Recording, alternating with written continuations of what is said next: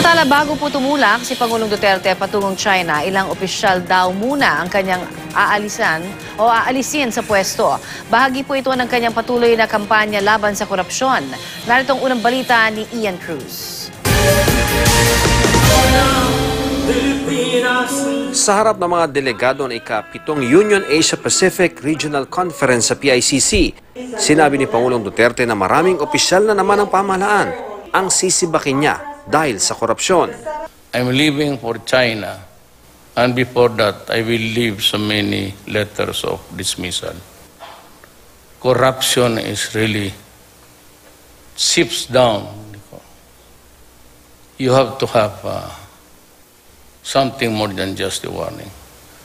Sa dinaluhan niyang pagtitipon, pinag-usapan ng Estado ng Pilipinas sa usapin ng tuberculosis sa buong mundo. Lumalabas sa pangatlo ang Pilipinas sa may mataas na insidente ng TB sa mundo. Nasa tala ng DOH at WHO ay aabot sa 1 milyong kaso.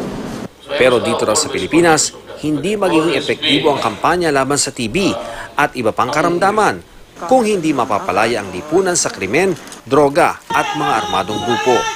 Just like in the Philippines, some of my workers cannot, and in the mountains, they are mistaken to be spies of government. So they are detained by the communists, investigated, but most of the time they are released, but they God is care of their lives. Sa gitna ng talumpati, ipinakita ng Pangulo ang kanang braso na dahil daw sa kanyang karamdaman ay kailangang lagi siyang kunan ng dugo.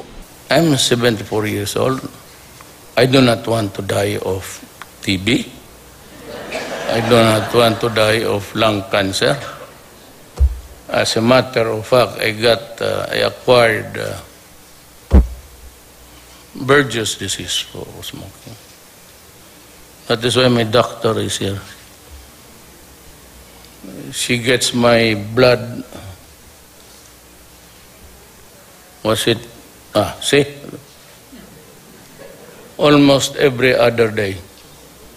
Ilang oras na antala ang pagdating ng Pangulo sa PICC dahil sa pagbisita nito sa pinsalang dulot ng lindol sa Pampanga.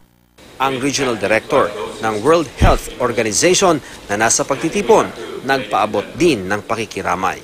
I would like to express my deepest condolences to those who lost their lives in the recent earthquake. Para sa unang balita, Ian Cruz reporting.